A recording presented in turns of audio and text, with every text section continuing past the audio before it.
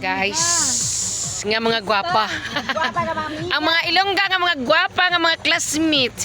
Abi nyo, mga ano lang, mga IP lang kabalo mga harvest ang kape. Ang mga Ilongga kabalo man guys.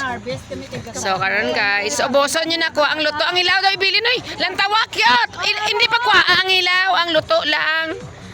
Oh.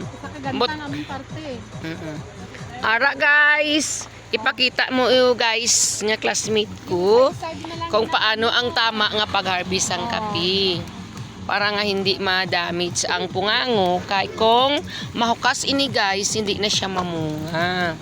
Para isa-isahon gid na siya para hindi makuha ang hilaw.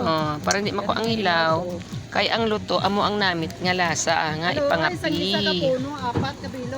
Mga harvester sa isa ka mga master. Mga master ko na.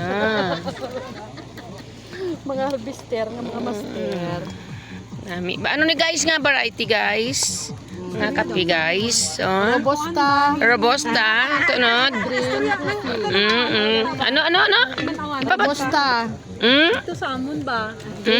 Ang robusta guys green coffee. Amo na ang pinaka-well nun subong nga variety diri nga kape sa amon nga lugar sa East in A. So ini nga kapian makita sa sitio ano guys? Sitio Tuson, Barangay Tinalon, San Antonio, Aquino, Sultan, Kudarat. So amo ini mga classmate ko nga mga abadon. Pumuruton nyo ay abi ko ngayo so guys nalipatan naman ang bakal naman.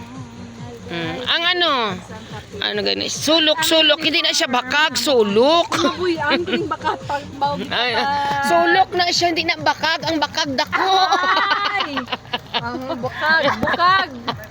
bukag gali bukag. Ay karon nalaya na sige padayon kita guys. Na-overripe. Na-overripe. Tapos tatlo kita sige gamay kuha ta. Ila partita sinima. Ila partita duha ka salmon. Yan guys, enjoy gid ang classmate ko guys. Ma-experiensyahan man nila mag-harvest ang kape nga hindi na pagtakrason. Kay dati puro takras ang kape karon nangita kita sa maayo nga variety nga kape nga hindi na. Nga di tapping ara guys gitapping nga para magnubo hindi magsaka ang kape. Di ba? Ganun lang guys. Pamuruto na ang nagkarahulog. So guys, ayan. Thank you for watching.